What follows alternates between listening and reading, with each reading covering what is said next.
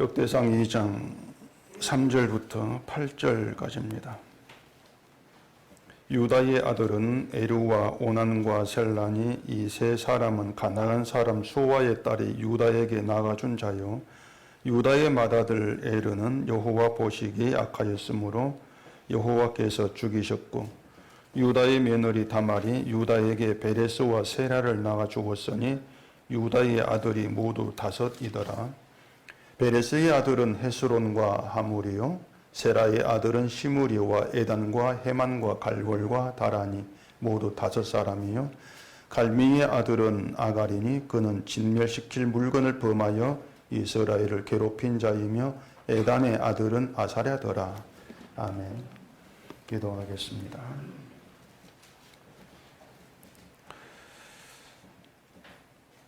이 세상에 왔다가 간 단순한 이름이 아니고 하나님의 일하심이 어떠한 것인가를 알려주는 이름입니다. 이 시간 이 이름들을 통해서 하나님 우리에게 어떻게 함께 하시고 어떻게 일하시는가를 알 수 있는 이 복된 시간 되도록 해주시옵소서. 예수님 이름으로 기도합니다. 아멘. 족보에 나온 이름들이 몇몇 사람 빼놓고는 다 우리가 처음 들어본 생소한 그런 이름들입니다. 또 발음하기조차 어려운 외국인 이름들인데, 일단 우리는 이 이름들이 내 신앙과 무슨 연관이 있는가 도무지 알기가 힘듭니다. 그렇기 때문에 족보라는 게 늘 어렵다, 복잡하다 이렇게 느껴질 수밖에 없는 것인데, 또 이 족보가 어떤 일정한 어떤 법칙을 따라서 나열되지도 않고 있습니다. 보면은 뒤죽박죽 그렇게 나열되고 있는데, 가령 이 족보가 이제 장남 중심으로 흘러간다, 이런 법칙 아래서 기록이 되어 있다면은 그 기준을 가지고 이 사람이 장남이고 저 사람이 장남이구나, 이렇게 우리가 알면 뭐 그나마 좀 쉽다 이렇게 볼 수가 있는 문제란 말이죠. 그런데 이 족보를 보면은 그런 원칙들, 그런 서열들을 다 무시해버립니다. 뭐 장남, 차남 이런 걸 다 무시해버리고 도무지 종잡을 수 없도록 사람들이 막 튀어나오고 있는 그렇게 돼 있단 말입니다. 이제 그러다 보니까 이 족보가 우리에게 뭘 얘기하는지 정말 우리가 알기가 어려워요. 또 이 족보가 우리 신앙과 어떻게 연결되어 있는지, 이 족보를 통해서 우리의 신앙의 모습들, 신앙의 삶들을 어떻게 배우고 이해를 해야 될 것인지 참 힘든 그런 내용이 아닐 수가 없죠. 자, 그런 점에서 오늘 본문도 예외가 아닌데, 자, 이스라엘의 아들이 12명이었습니다. 12명이었고 그 12 이름이 12지파의 조상에 되어지는데, 이 12명의 아들 속에서 그 다음에 유다가 이제 튀어나온단 말입니다. 유다는 넷째 아들입니다. 서열이 4위인데 앞에 1, 2, 3위 그 서열을 다 제치고 유다가 튀어나온 이유가 뭐냐는 거예요. 왜 유다가 나오느냐? 장남도 아니고. 이처럼 이 족보라는 게 우리가 도무지 예상할 수 있는 그런 어떤 법칙을 따라서 흘러가지를 않고, 말씀드린 것처럼 마치 뒤죽박죽처럼 이렇게 나왔다 저렇게 나왔다 이렇게 흘러가고 있는, 이게 우리를 더 이제 어렵게 만든다, 그렇게 얘기할 수 있단 말이죠. 그렇기 때문에 이 족보의 그런 흐름들, 이런 내용들을 통해서 이 이름들이 어떤 의미를 담고 이름이 지금 속이 되고 있는지, 이제 그런 것들을 우리가 먼저 알 필요가 있는데, 이제 그걸 모르고 족보를 보게 되어지면은 말씀드린 것처럼 그냥 의미 없는 내용이에요. 그냥 이스라엘, 고대 이스라엘에 이런 이름들이 있었구나, 이런 사람 태어났구나, 죽었구나, 뭐 그걸로 끝나버리는 그런 내용이고, 그렇게 되면 성경이 될 수가 없게 되어지는 것이죠. 이 성경 생명의 말씀이다, 우리에게 십자가를 전한다, 이렇게 우리는 알아먹고 있는데, 이 족보를 통해서 이 족보가 어떻게 우리에게 예수를 전하고 십자가를 증거하는가, 이걸 우리가 찾아가야 되는데, 그게 이제 우리 신앙과 별 관계가 없는 그런 족보로 봐버리면 그런 작업을 우리가 할 수 없게 되어진다는 것이죠. 그래, 여러분들이 다시 이해를 또 돕기 위해서 다시 또 간단하게 1장까지 족보 흐름에 대해서 또 복습을 해보도록 하겠습니다. 이 족보가 복잡하게 보이지만 사실 간단해요. 정말 간단하게 족보입니다. 어떻게 간단한가 하면 족보가 두 길로 흘러요. 두 길로 흐른다, 일단 그렇게 이제 생각하시면 됩니다. 그리고 이 두 길이 뭔가 하면은 약속이 있는 자와 약속이 없는 자, 바꾸어 말하면 축복의 사람과 저주의 사람, 이렇게 두 길로 흐르는 게 족보다. 일단 그렇게 보시면 되는 거예요. 쉽잖아요. 그래서 이 축복에 속한 가문과 저주에 속한 가문, 이렇게 두 길로 이제 나뉘어서 흐르고 있는데, 사실 이 정도는 그 족보 이름을 보면은 좀 눈치를 챌 수가 있단 말입니다. 일단 노아의 아들 셈, 함, 야벳이 나오는데, 여러분 아는 것처럼 함은 저주를 받았고 셈, 야벳 축복받았어. 축복과 저주 나누어지네. 이렇게 알 수가 있는 것이고, 또 아브람 자손의 이삭과 이스마엘, 한쪽은 축복, 한쪽은 저주, 또 나누지 않습니까? 또 이삭의 아들 에서와 야곱도 또 하나님이 사랑하시고 미워하신다, 이렇게 나누어지고 있고, 그것만 우리가 딱 집어보면은, 이 족보라는 게 이렇게 어떤 그 약속이 있고 없고, 또 어떤 축복의 사람, 저주의 사람 나누어져서 얘기되고 있구나. 이 정도는 알게 된단 말이죠. 그런데 이제 이 누가 축복에 속한 가문이고 누가 저주에 속했는가, 이걸 아는 정도로는 안 돼요. 그렇게 알고 끝날 문제가 또 아니란 말입니다. 자, 야곱이 축복에 속했고 에서가 저주에 속했다. 이건 이제 하나님이 야곱을 사랑했고 에서를 미워했다. 그 성경 보면 알 수 있는 그런 내용이지 않습니까? 근데 이제 그게 전부가 되어버리면은 우리는 결국 그래서 뭘 어쩌라고? 이렇게 반문할 수밖에 없는 거예요. 지금도 이 지구상의 인류가 어떤 에서 가문, 야곱 가문 이렇게 둘로 나누어져 흐르고 있는 것도 아니고 말이죠. 유대인조차도 누가 야곱 가문인지 알지를 못합니다. 그런 가문 유대인도 없어요, 지금은요. 레위지파 이런 것도 없고 누가 제상 가문 이런 것도 없어요, 지금 유대인은. 그렇기 때문에 이 성경이 지금까지 그대로 흘러오고 있지 않는데, 에서가 저주의 가문이다, 야곱의 축복의 가문이다. 됐네? 그럼 또 끝나버리지 않습니까? 우리는 연결되지가 않는 거예요.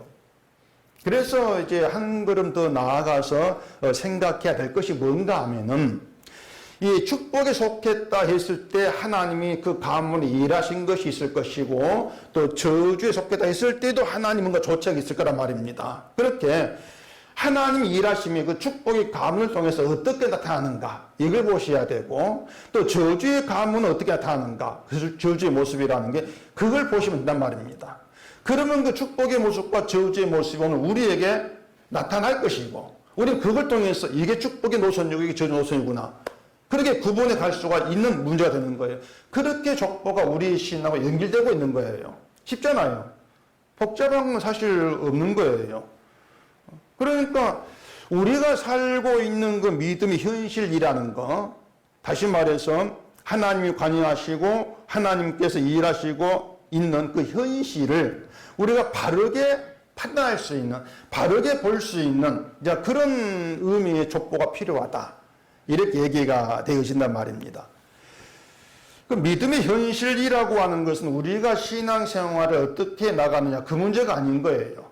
내가 믿는 사람으로 바르게 살고 있느냐, 내가 하나님 말씀을 순종하면서 믿음의 길을 잘 가고 있는가, 어떻게 내가 지금 행동으로 살고 있는가, 그런 현실을, 믿음의 현실을 말하지 않습니다. 우리가 일하는 것, 그 현실이 아니라고 하는 거예요. 믿음의 현실이라고 하는 것은 진짜 일하심이 있단 말이죠, 하나님이. 그러니까 하나님께서 함께 하시고 하나님이 인도하시고 하나님이 다스리시고 하나님께서 일하고 계신다면은 그것이, 그 하나님 일하는 그 현실이 우리에게 어떻게 나타나는가, 그 현실을 말씀드린단 말입니다. 내가 일하는 현실 말고 하나님께서 일하신 현실, 그 현실이 우리에게서 어떻게 나타나느냐고 하는 것이죠. 하나님이 여러분께 일하신다, 그렇게 얘기할 때 분명한 것은 그 일하심의 어떤 그 결과물이 늘 나타난다는 거예요. 그걸 보자, 그 말입니다. 그걸 제대로 좀 파악을 해야 한다는 것이에요. 근데 그 하나님 일하심을 자꾸 이 사람들이 이제 자기들 멋대로 자기들 좋을 대로 해석을 하기 때문에 하나님께서 일하신 현실을 결국 인생이 평탄하고 잘 되는 것으로 다들 그렇게 이제 알아먹지 않습니까? 내가 잘 되는 것, 내가 평탄하게 살아가는 것, 이것이 하나님께서 일하시고 있는 현실이다. 근데 실제로 성경은 또 그렇게 말하지도 않고 있고요. 또 우리가 살아가면서 그 살고 있는 현실이 생각하는 것과 다르게 힘들게 되어진다면은 결국은 또 나오는 게 뭐겠습니까? 하나님 왜 나에게 함께 하지 않습니까? 왜 나를 돕지 않습니까? 왜 내가 기도에 응답해 주지 않습니까? 이렇게 나올 거란 말이죠. 그게 뭔가 하면 결국 나에게 하나님의 일하시 없다는 거예요. 없고 하나님 나에게 멀리 계셔. 그런 사고방식이거든요. 그러니까 내가 힘들면 하나님 멀리 계신 것이고 내가 잘 되면 하나님 함께 하신 것이고 이렇게 내가 기준되어 가지고 하나님의 일하심이 판단되어지는 그게 진짜 현실이 아니라고 하는 것이죠. 그게 잘못된 것이란 말이죠. 결국 뭔가 하면 사람들이 그 하나님께서 함께 하시는 그 믿음의 현실을 너무 완전히 잘못 알고 있는 거예요.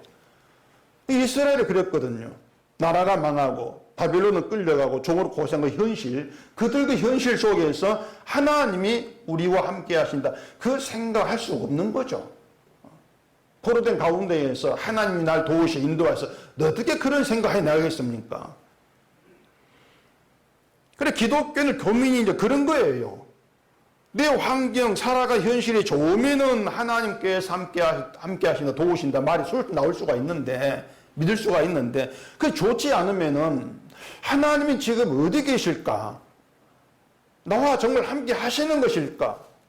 그러면 왜 내가 어려움을 그냥 두고 보시는 것일까? 이런 의문이 없을 수가 없는 거예요. 또 그게 고민이 되기도 하는 것이죠.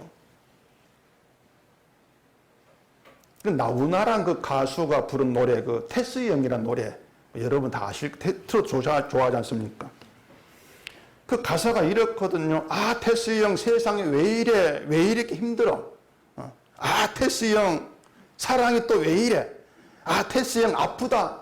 세상이 뭐 눈물 많은 나에게만 이렇게 테스 형을 막 찾고 있단 말이에요. 힘들고 힘들다 하면서. 그러면서 가보니까 천국은 있던가요? 테스 형 뭐 이렇게 나오는데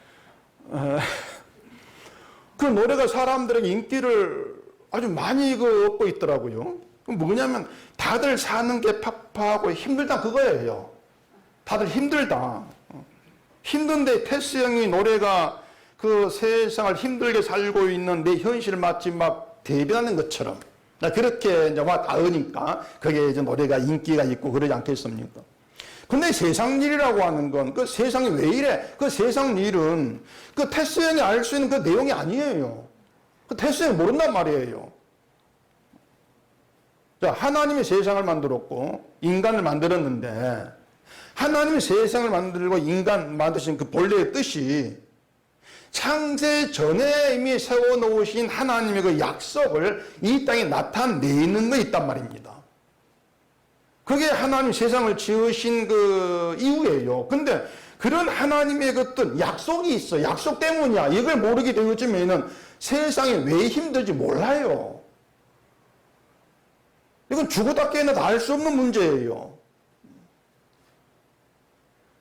세상이 힘들다고 하는 건 한마디로 내 뜻대로 안 된다. 그걸 알겠습니까? 지금 내가 처하는 환경, 형편이 힘들어. 그것 아니에요. 결국 뭔가 하면은 그 테스 형을 노래를 부르면서 또 그 노래에 뭐 취해가지고 박수치고 이런 그 세상이 뭔가 하면은 이 세상의 모든 환경과 모든 형편들이 나를 중심에 가지고 나에게 도움되고 나를 위한 쪽으로 흘러가기를 원하고 있다. 그 말입니다.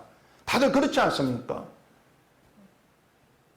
세상을 바라보는 심정이 그래요. 이 땅의 모든 일들이 내가 처한 직장생활, 뭐 내가 있고 학교의 모든 생활, 이 모든 것들이 나에게 유리한 쪽으로, 나에게 도움되는 쪽으로 그렇게 펼쳐져 흘러가기를 원하고 있단 말이에요. 그런데 세상 일은 내 뜻대로 안 돌아가니까 아무리 애를 써도 내가 원하는 대로 안 돌아가고 자꾸 이상하게 넘어지고 하다 보니까는 그게 힘들단 말입니다. 그런데 하나님은 애당초 이걸 알자 그 말이에요. 하나님이 애당초 인간을 지으시고 이 세상을 지으셨는데 그 세상을 지으셨을 때에 이 땅의 모든 환경과 형편이 인간을 위해 돌아가도록 그렇게 조성하지를 않으셨다는 거예요. 인간을 위한 게 아니니까. 이 세상 첫 시작부터가 그래요. 창조 첫 시작부터가. 수요일 잠언 설교하면 그랬지만은, 자, 이 세상의 첫 시작이, 창조가 그 간교한 뱀이 있는 환경으로 시작이 됩니다. 환경 자체가 간교한 뱀이 있어요. 그 뱀이 인간을 유혹하고 죄를 짓게 하고 죽음에 이르게 하지 않습니까? 죽음에 되게 하지 않습니까? 그 뱀이 있는 환경으로 세상과 인간을 만드시고 그 세상을 바라보시면 뭐라고 하십니까? 잘못했다 이렇게 안 하잖아요. 보시기에 좋았다 이렇게 나오고 말씀하신단 말입니다. 보시기에 좋았다. 그 간교한 뱀이 있는데 그 뱀이 인간을 유혹할 건데 인간은 선악과 먹고 죽은 자가 될 건데 그 모든 걸 내다보시면서 그렇게 지으시면서 보시기에 좋았다. 보시기에 좋았다. 일단 그게 무슨 의미냐면은 나는 너희를 위해서 이 세상을 창조하지 않았다는 거예요. 너희를 위한 창조가 아니라는 겁니다. 그럼 무엇을 위해서냐? 그 답이 하나님의 약속을 위해서다. 너희가 아니고 근데 약속을 위해서는 이 땅을 지었어. 그런 이 세상 모든 환경, 행편이 너희를 위해 돌아갈 거라 꿈도 꾸지 말라는 거예요. 그래 우리가 기억할 것이 바로 이러한 문제란 말입니다. 우리가 말하고 있는 세상 현실들, 우리가 눈으로 보고 있는 이 땅 현실들 하나하나가 그 현실에서 나를 빼야 한다는 것이 나를 빼고 약속을 집어넣고 현실을 봐야 될 문제라 그 말입니다. 정말 아쉽지만 하기 싫지만 빼야 돼요. 그게 현실을 정말 우리가 제대로 보는 첫 출발이에요. 나는 빠져야 된다. 나를 빼버리면 이 땅 현실에 힘들다 힘들지 않다 이게 일단 문제가 안 되는 것이죠. 그게 기준되면 안 되는 거죠. 나를 기준해 가지고 하나님께서 함께 하신 이렇게 말할 수 있는 문제가 아니라는 것이죠. 그래 세상 현실에서 우리 인생 현실 나를 빼버리기 때문에 내가 뭐 신앙생활을 잘하니까 착하니까 나에게 평안과 어떤 행복이나 현실을 주시는 것이다. 이건 없게 되는 거예요.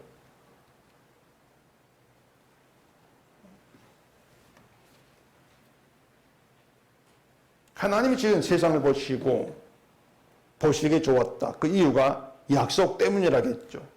이처럼 이 땅의 현실은 약속을 위한 쪽으로 흘러갑니다. 그렇기 때문에 약속을 모르고선 현실을 알 수가 없는 거예요. 그 테스 형님이라고 합시다. 그 테스 형님이 너 자신을 알라 이렇게 말했거든. 너 자신을 알라. 이게 그 소크라테스 그분이 한 말이 아니고 고대 그리스도인의 격언이다. 이제 이런 말도 있던데 뭐 누가 한 말이든 그게 중요하지 않고 너 자신을 알라. 그 약속을 모르면 누구도요 자기 자신을 모릅니다. 약속을 알아야 나를 알게 돼 있어요. 요즘 그 유행하고 있는 것이 그 MBTI라고 그게 유행한다고 하죠. 성격 유형 검사라고 하는데 그래 그 젊은 애들이 이제 소개팅하고 할 때에도 그걸 물어본대요. MBTI가 뭡니까? 그러면서 MBTI가 나에게 이제 잘 맞는가? 뭐 그러면서 잘 맞으면 이제 만남을 이어가고 이건 안 맞겠다 싶으면 이제 뭐 헤어지고 뭐 그런다고 하죠. 또 회사가 또 직원 채용할 때에도 그걸 자기소개 써넣게 하는 그런 회사가 있다 그래요. MBTI를 기재해라. 그게 쓸데없는 게 속이면 되잖아요. 얼마든지. 그게 뭐 몸에 표시 넣는 것도 아니고. 속이면 되는 건데 그걸 써내라. 그건 뭐 쓸데없는 그런 일을 하고 있는지 몰라요. 그래 저도 정말 이 MBTI가 맞는가? 얼마나 맞길래 그런가 싶어서 재미삼아 저도 이제 제 성격을 한번 그걸 찾아서 해봤습니다. 해봤더니 이제 나온 게 뭐냐면은 ISFP. 그게 성인 분자형. 아, 그걸 딱 보니까 야 맞구나. 100% 맞구나. 아, 이거 딱 들더라니까요. 근데 그렇게 뭐 성격 유형을 뭐 알게 되었다고 해서 나를 아는 건 아니거든요, 사실. 그게 나를 아는 게 아니란 말이에요. 왜냐면은 뭐 성격 유형이나 뭐든지 간에 약속 없이 하기를 보는 거예요. 약속 없이. 하나님의 그 약속에서 우리를 보게 되면은 어떤 답이 내려지는가 하면은 늘 말씀드린 것처럼 너는 죄로 인해 죽은 자라 그 말이에요. 그 MBTI에서 죽은 자 이게 안 나옵니다. 그런 게 담겨 있지를 않아요. 그래 약속 없이 자기를 그 검사하는 거죠. 그러니 그게 어떤 게 나왔든지 간에 그걸 가지고 나를 알았다. 그건 아닌 거예요. 죄로 인해 죽은 자다. 참 지깁다 지기 또 그 말인가 그러지 마시고요. 좀 잘 생각하셔야 돼요. 그 죄로 인해 죽은 자 이것은 그냥 나 죽었어 그걸로 끝나는 문제가 그게 전부가 아니고 그 나에게서 죽은 자인 나에게서는 하나님께 죄를 용서받고 복을 받을 수 있는 어떤 그 선함과 의의 행함이 나올 수 없다고 하는 것이죠. 뭐 성인 군자는 그게 어떤 죽음에 살리는 그게 성격이 아니지 않습니까? 어떤 좋은 성격이 나이라 할지라도. 그렇기 때문에 약속에서 자기를 보게 되어지면 자기를 아무것도 행할 수 없는 무능한 자로 보게 되어지는 것이 바로 나 자신을 아는 거예요, 그것이. 그게 진짜 아는 것이죠. 근데 그 테스 형님이 뭐 그 약속을 모르니 너 자신을 알라 했지만은 어떻게 그 자신을 얘기할 수가 없단 말이에요. 인간을 몰라요. 뭐 얘기할 수가 없는 거예요. 그러니 그럼 테스 형한테 아무리 테스 형 부르면서 세상이 왜 이렇습니까? 물어도 대답 못하죠. 설령 그 테스 형 지금 살아있다 할지라도 뭐 약속을 해야 답을 하죠. 약속을 알아요. 창조 의미를 알아야 답을 할 거 아닙니까? 이 축복과 저주라고 하는 것도요. 그 세상 형편을 가지고 얘기할 것이 아니고 약속을 가지고 얘기를 해야 돼요. 그래야 이 축복이 뭐고 저주가 무언가를 바르게 할 수가 있는데 약속을 빼버리고 세상 형편을 가지고 자꾸 저울질하고 보다 보니까 반대가 돼버리는 거예요.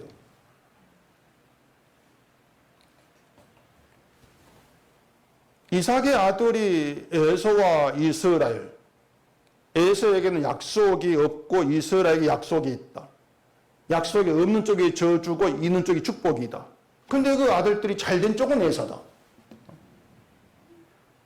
에서 아들이 왕이 되고 족장도 되고 축복이 속한 것처럼 그렇게 인생이 잘 풀리지 않습니까? 그게 족보에 그대로 보이지 않습니까? 왕 되고 족장 되고. 이런 것들을 우리가 생각하고 있는 하나님이 함께 하심이고 인도하심이고 도우심 그렇게 얘기할 수 있냐 그 말이죠.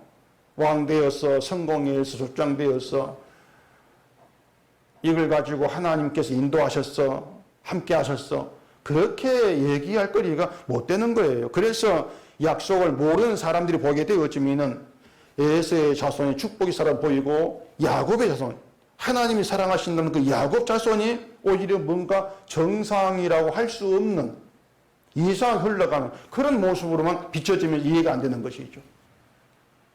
왜 축복이 속한 사람이 이런 모습이 나오지? 아 모르겠다 이렇게 될 수밖에 없는 거예요.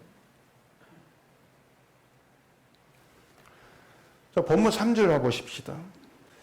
유다의 아들은 에르와 오난과 셀란이 이 세 사람은 가나안 사람 수아의 딸이 유다에게 낳아준 자요 유다의 맏아들 에르는 여호와 보시기 악하였으므로 여호와께서 죽이셨고. 자, 12아들 중에 넷째인 유다로 족보가 이어지죠. 왜 유다가 나오냐? 우리가 생각할 때는 유다 말고 오히려 요셉이 나오는 게 더 마땅하다 그렇게 할 수 있습니다. 왜냐하면 요셉은 형들에 의해서 억울하게 애굽으로 이제 팔렸고 애굽의 총리가 되어가지고 기근 때문에 찾아온 형들 용서를 했고 자기 집안 이제 그 구하지 않습니까? 그런 인물이 요셉이기 때문에 차라리 요셉이 나오는 게 마땅하지 않는가 이렇게 볼 수 있다 그 말입니다. 근데 왜 유다로 이어지느냐? 이 유다가 우리가 볼 때 뭔가 좀 바르다. 하나님을 잘 믿는 신앙이 바르다. 이렇게 얘기할 인물이 못 돼요 또. 먼저 문제가 되는 것은 이 유다가 에르와 오난과 셀라를 낳았는데 이 세 아들이 가나안 사람 수아의 딸을 아내로 삼아 낳은 아들입니다. 가나안 사람 이방 여인이에요. 이방 여인을 아내로 삼아서 이 세 아들을 낳았단 말입니다. 근데 하나님이 에르를 악하다고 죽여버립니다. 장남을. 창세기에는 에르가 엘로 나와 있습니다. 에르가 엘이에요. 자, 이렇게 하나님이 그 장남 에르를 죽이신 것 때문에 어떤 일이 있었는가 여러분 아실 거예요. 다말 이야기죠. 자, 창세기 38장 가보십시다. 창세기 38장 6절입니다. 유다가 장자 엘을 위하여 아내를 데려오니 그의 이름은 다말이더라. 유다의 장자 엘이 여호와가 보시기에 악함으로 여호와께서 그를 죽이신지라. 유다가 오난에게 이르되 내 형수에게로 들어가서 남편의 아우된 본분을 행하여 내 형을 위하여 내 씨가 있게 하라. 이 내용입니다. 유다가 그 장남 엘을 위해서 데려와 며느리로 삼은 여자가 다말인데, 이 다말이 후손이 없는 상태에서 하나님이 그 남편 엘을 악하다고 죽여버립니다. 그래서 유다가 둘째 오난에게 네가 형수인 다말에게로 들어가서 형을 위해 후손을 낳아 이으라, 이렇게 얘기를 합니다. 오난이 그걸 싫어합니다. 아들 낳아봐야 내 아들 아니고 형 아들일 건데 나 그게 싫다. 어쨌든 그래서 그 이후로 아들을 낳지 않으려고 행동을 하죠. 그게 여호와 보시기에 악하다고 오난도 죽여버립니다. 남은 아들이 셋째 아들 셀라입니다. 유다가 이제 걱정이 되는 거예요. 이 셀라를 또 다말에게 들여보냈을 때 이 셀라 잘못해가지고 하나님께 죽임을 당할까, 그게 걱정해서 아예 다말을 친정으로 쫓아보내버리는데 가라, 없는 게 낫겠다 보내버립니다. 다말을 보내버리면은 그 다말과 동침하지 않아도 되고, 그러면 셀라로 살 수 있을 것이다. 결국 자기 남은 아들 지키기 위해서 다말을 보내버리는 것이죠. 유다가 뭐냐면 그 장자인 엘 후손을 잇게 하는 그것보다도 내 아들을 지켜야 되겠다. 하나 남은 내 아들 지켜야 되겠다. 이걸 더 중요하게 생각을 했을 거란 말입니다. 근데 이런 유다의 생각 때문에, 그런 조치 때문에 며느리인 다말이 유다와 동침을 하게 되고 아들을 낳게 된 그런 사태가 발생을 한다는 거예요. 친정을 하게 된 다말이 시아버지 유다가 자기 양털을 깎으려고, 양의 양털을 깎으려고 뒷나라 왔다, 이 말을 듣고 얼굴을 가리고 길가에 앉아있단 말이죠. 유다 그걸 보고 다말을 창녀구나 이렇게 이제 오해를 하고 나와 동침하자, 그렇게 해서 다말이 임신을 해서 낳은 아들 낳았단 말입니다. 여기 4절 나오죠. 유다의 며느리 다말이 유다에게 베레스와 세라를 낳아 주었으니 유다의 아들이 모두 5이더라. 문구가 좀 재밌어요. 유다가 다말에게서 베레스와 세라를 낳았다 이렇게 말하지 않고 다말이 유다에게 베레스와 세라를 낳아주었다 이렇게 말합니다. 여러분 뭔가 하면은 그 베레스와 그 세라로 가문 이어가는 게 몽땅 다말 덕분이야. 다말 때문이지 유다와 상관이 없어. 그 의미가 듣는 거예요. 그렇게 지금 족보가 이어지고 있다고 말입니다. 근데 이런 일들이 이제 우리가 볼 때에는 정말 정상적이지가 않지 않습니까? 이해가 안 되는 것이에요. 정상적이지가 않아요. 아니, 어떻게 하나님의 그 족보, 하나님의 약속을 이어가는 야곱의 그 가문, 이스라엘 가문이 왜 이런 식으로 흘러가냐 그 말입니다. 이딴 식으로. 우리가 볼 땐 분명히 뭐 그 좀 좋지 않은 그런 어떤 방법이고 노선이고 윤리적으로 또 고대 사회 그렇다 할지라도 우리가 볼 때 어쨌든 안 맞단 말이에요. 그래도 약속이 있는 가문이라 뭔가 정결하고 거룩하고 행실을 통해서 이어지고 그래야 보기 좋을 것인데 도무지 보기 좋은 모습으로 이어지는 것이 아니란 말입니다. 그런데 그렇게 이 이스라엘 족보가 이어지고 있는 거예요. 그게 하나님께서 하시는 일이라 그 말입니다. 결국은 그 유다의 그 가문이 다말에게서 다말이 아들을 낳아준 것을 잊게 하시려고 다말의 장남을 죽여버린다. 다말의 남편을 죽여버린다. 후손 없을 때 악하다고. 이 모든 게 하나님께서 하시는 일이죠. 그러니까 왜 이렇게 하십니까? 이런 일을 하신 이유가 뭡니까? 우리 이제 그걸 묻고 들어야 한단 말입니다. 그 본문 5절 봐보십시다. 베레스의 아들은 헤스론과 하물이요 세라의 아들은 시므리와 에단과 헤만과 갈골과 다란이 모두 5사람이요 이렇게 하는데, 이 말씀드린 것처럼 베레스와 세라 이 이름이 등장하게 된 것은 다말 때문이란 말이에요. 유다로는 이런 이름이 나올 수가 없었습니다. 다말 때문에 나오게 된 거예요. 다말이 낳아주지 않았으면 유다 가문은 끝났어. 근데 아니 어쨌든 유다에겐 셋째 아들이 남아있으니까, 셀라가 남아있으니까 그를 통해서 후손 이해가면 되지 않겠습니까? 이렇게 우리는 생각할 수 있습니다. 근데 셋째 아들 남았으니까 그를 통해서 가문 이해간다. 이건 그냥 유다 혈통을 잇는 것 뿐이에요. 핏줄이 있는 거. 그것뿐이란 말입니다. 하나님께 중요한 것은 유다 핏줄을, 그 가문을 이해가는 게 아닌 거예요. 하나님의 약속을 나타낼 후손을 이해하겠다 그 말입니다. 약속이 담긴 후손. 그 마태복음 1장 3절에 오면은 유다는 다말렉에서 베레스와 세라를 낳고 베레스는 헤스론을 낳고 헤스론은 남을 낳고 이렇게 예수님의 족보에 그 다말 이 이야기가 들어가거든요. 다말은 가나안 사람 이방인이라고 했습니다. 유다는 아브라함의 어떤 그 순수 후손, 혈통이라고 할 수가 있죠. 그리고 야곱도 약속에 속했다고 삭혔단 말입니다. 그런데 아버지가 야곱이고 야곱에 속했다고 해서 가만 놔둬도 약속에 속한 자답게 그 길로 가는 것은 아니라는 것이에요. 그 축복의 길이라고 하는 것이 가만 놔둬도 약속에 속했으니까 스스로 그 길을 찾아갈 수 있는 그런 인간이 아니라, 그런 인간이 못 된단 말입니다. 하나님이 미워하시는 에서의 아들이든 사랑하시는 야곱의 아들이든 모든 인간 동일하게 자기 걸 위해 사는 속성을 드러내게 되어 있습니다. 늘 내 걸 위해 살아갑니다. 내 것을 위해서. 다만 다른 게 뭐냐면은 그 내 것을 위해 살아가는 인간에서는 그냥 그대로 가도록 내버려 둔 거예요.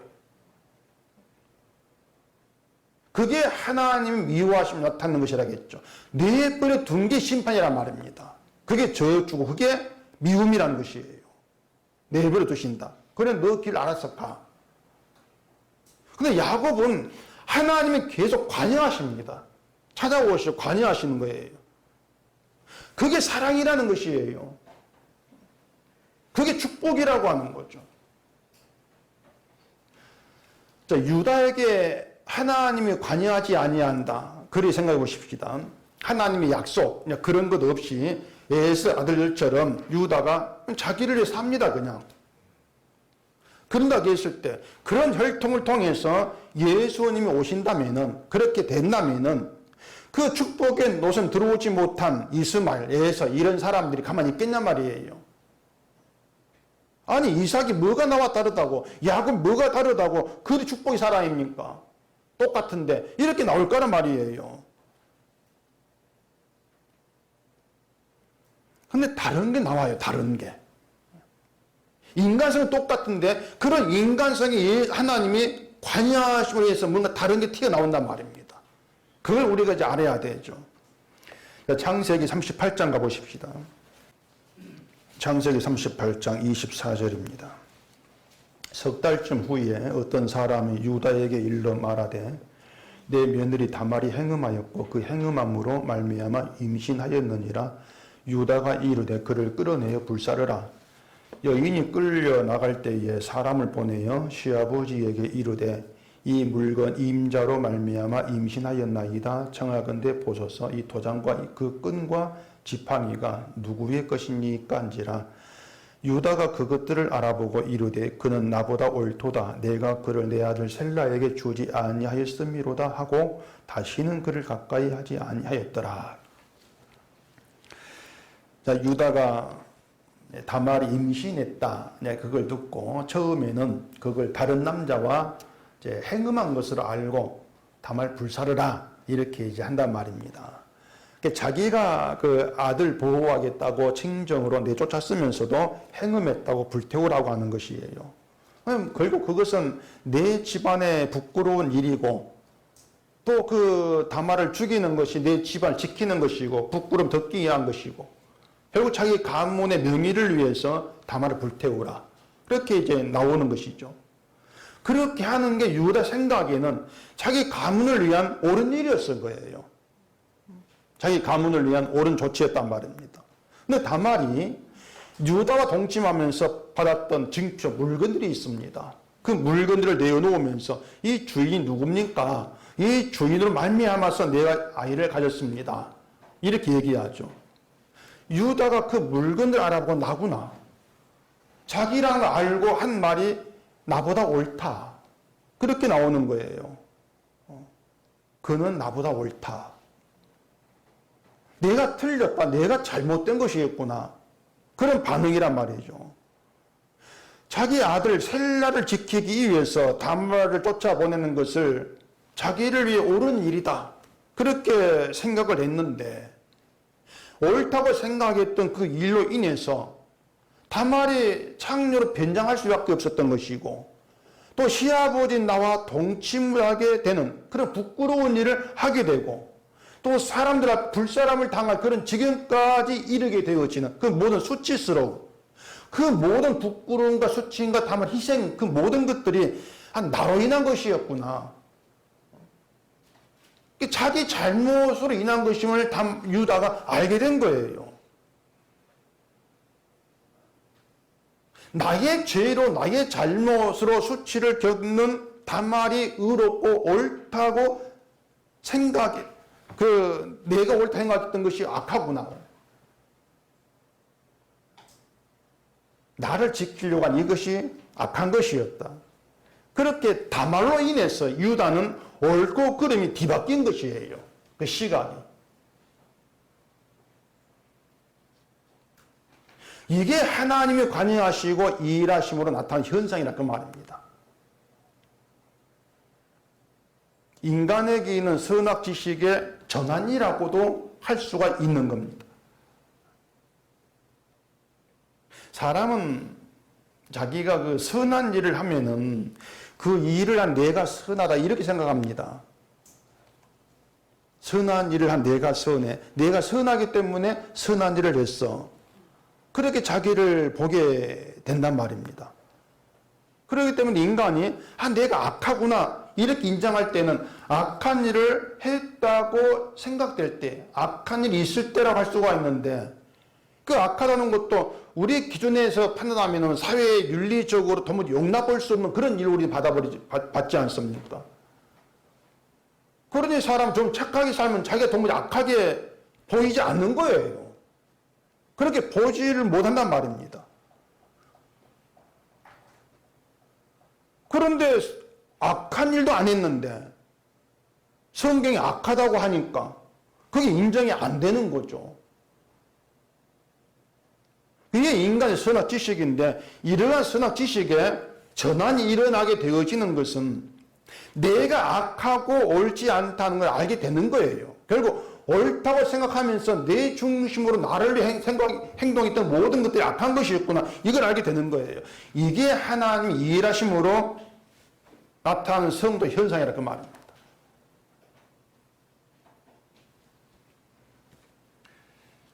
제가 이런 얘기를 자주 말씀을 드렸는데 목사가 복음을 전하면 저 목사는 옳다 그런 생각을 갖기가 쉽거든요.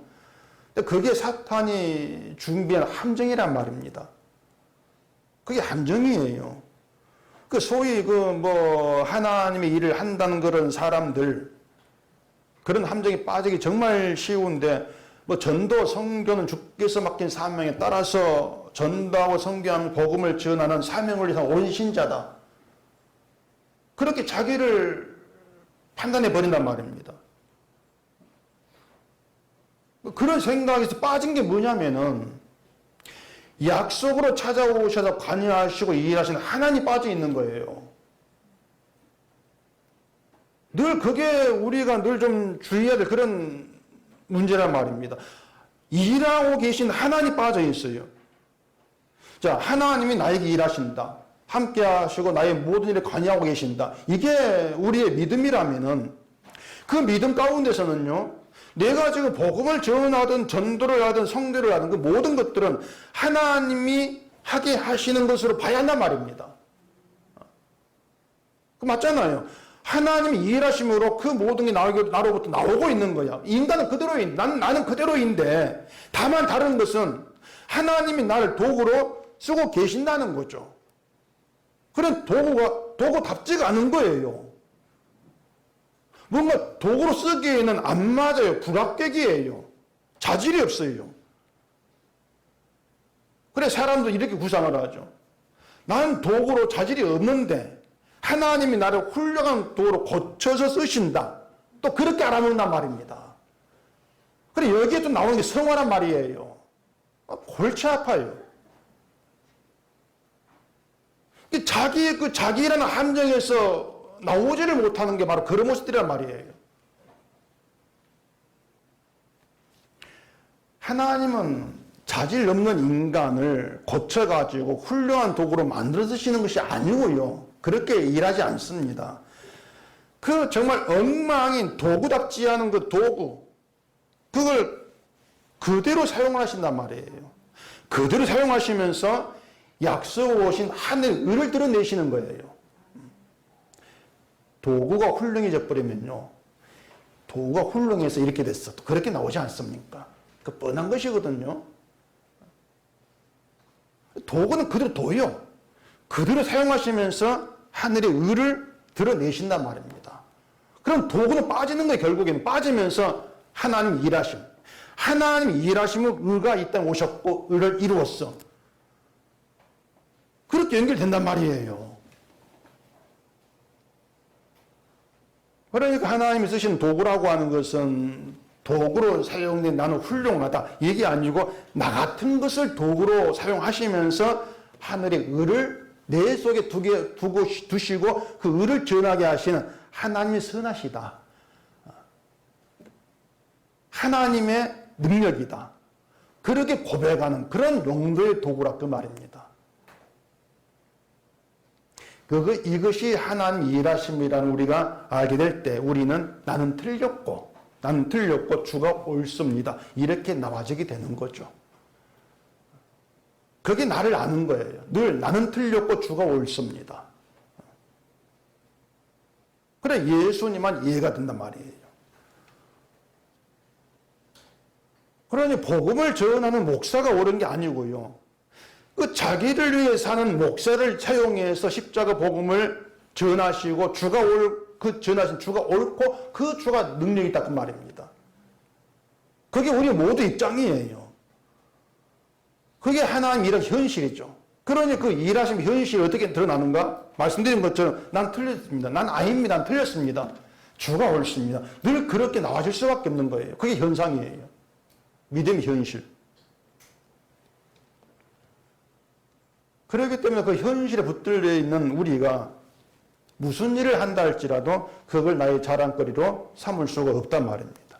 이것이 축복에 속한 자에 나타난 현상이다. 어떻게? 하나님께서 일하시기 때문에. 그렇게 나타난다. 그걸 족보를 통해서 보이고 있는 거예요. 또 7절에 봐보십시다. 갈미의 아들은 아갈이니 그는 진멸시킬 물건을 범하여 이스라엘을 괴롭힌 자이며. 자, 갑자기 또 갈미란 사람 튀어나옵니다. 갈미가. 앞에 갈미는 안 보여요, 이름이. 역대상 4장 1절에 보면은 유다의 아들들은 베레스와 헤스론과 갈미와 훌과 소발 이렇게 되어 있습니다. 그 4장에는 갈미를 유다의 아들로 말하는데 실제 유다 증손자예요, 갈미가. 아들이 아니에요. 헤스론은 갈미의 아버지고 유다의 손자. 이 보면은 유다의 아들, 그 아들이란 말이 유다가 낳은 아들 그 뜻이 아니고 후손. 그런 의미로 이해하면 된단 말입니다.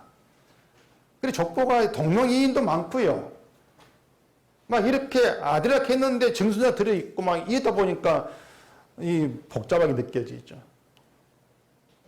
그 갈미의 아들이 아갈인데 아갈은 아간을 말합니다. 아간 누군지 아시죠? 여호수아 7장에 나오는데 하나님이 여리고 성을 치게 하면서 성 안에 있는 모든 것들은 여호와께 바칠 것이다. 이렇게 얘기합니다. 누구도 손대지 말아라.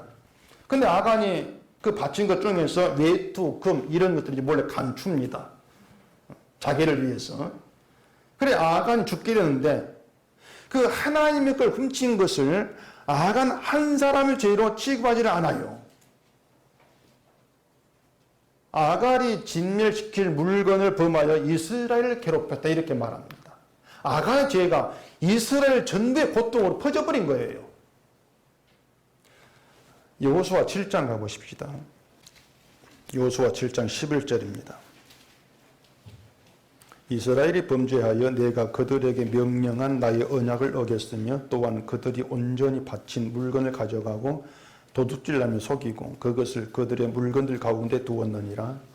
그러므로 이스라엘 자손들이 그들의 원수 앞에 능히 맞서지 못하고 그 앞에서 돌아섰나니 이는 그들도 온전히 바친 것이 됨이라. 그 온전히 바친 물건을 너희 중에서 멸하지 아니하면 내가 다시는 너희와 함께 있지 아니하리라. 아간 때문에 이스라엘이 아이성 전투에 패배합니다. 여리고성에 승리했는데 아이성에서 이제 패배를 해요. 근데 그 이유가 아간의 죄 때문인데, 그러니까 하나님께서 하시는 일이 이해가 되지 않는 게, 자, 아간이 훔쳤는데, 아간 한 사람이 물론 훔쳤는데, 왜 이스라엘 전부가 훔친 것처럼 괴롭게 하냐, 그 말입니다. 그건 이스라엘을 개인으로 안 보신다는 거예요. 한 사람은 개인적으로 안 본다. 하나로 본다, 그겁니다. 하나로 보신다. 이걸 공동체라 이렇게 얘기를 하는데, 이스라엘 안에 아간이 있다는 것은 죄가 있다 그 뜻이거든요. 이스라엘 안에 죄가 있어. 그 아간의 죄를 이스라엘의 죄로 간주를 하신다는 거예요. 그래서 아간을 죽이니까 전투에서 승리하게 하시는 거죠. 이게 뭘 얘기하냐면은 간단하게 이런 겁니다. 우리 가운데, 우리 안에 누가 계시냐 그 말이에요. 예수님이 찾아오셨고 우리에게 함께 하십니다. 오늘 주 묵상 그 구절 예수님 문을 두드리시고 그 나오지 않습니까? 두드리시고 들어오시는 거예요. 열게 하시고 들어오시고 그렇게 예수님 함께 해주시는 거예요. 그러니까 의가 찾아왔고 의가 두드리고 의가 들어와서 함께 하신다. 그게 뭔가 하면은 예수님의 의로 인해서 우리가 의롭다 그 말입니다. 그 안에서는 내 의를 행해야지 그게 없는 거예요. 아간의 죄 한 사람의 행동이 이스라엘 전부 죄로 그렇게 여김받던 것처럼 예수님 한 분의 의가 우리 모두의 의로 여김받고 거룩한 성도 여겨진다 그 말입니다. 이게 공동체, 이게 약속이 세계라는 것이에요. 그렇기 때문에 그 안에서 우리가 의를 행해야 될까, 뭐 죄를 행하면 되는가, 되지 않는가, 이런 것들에 전부 다 그 의 안에 있다는 우리가 무시하고 있는 그런 결과에 지나지를 아니한다는 것입니다. 그러니까 이런 공동체 관계에서 개별적인 공로라고 하는 것이 통용될 수가 있냐, 그걸 생각해 보자는 것이에요.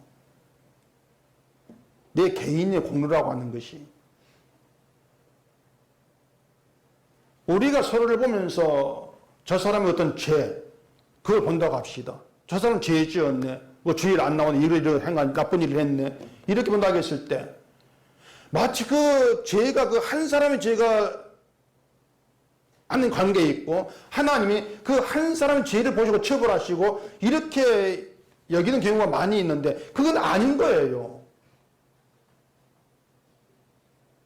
그가 내가 볼 죄를 행했든 행하지 아니했든지 간에 우리는 예수님 함께 관계 속에서 모두 의로 여김받고 있다 그 말입니다.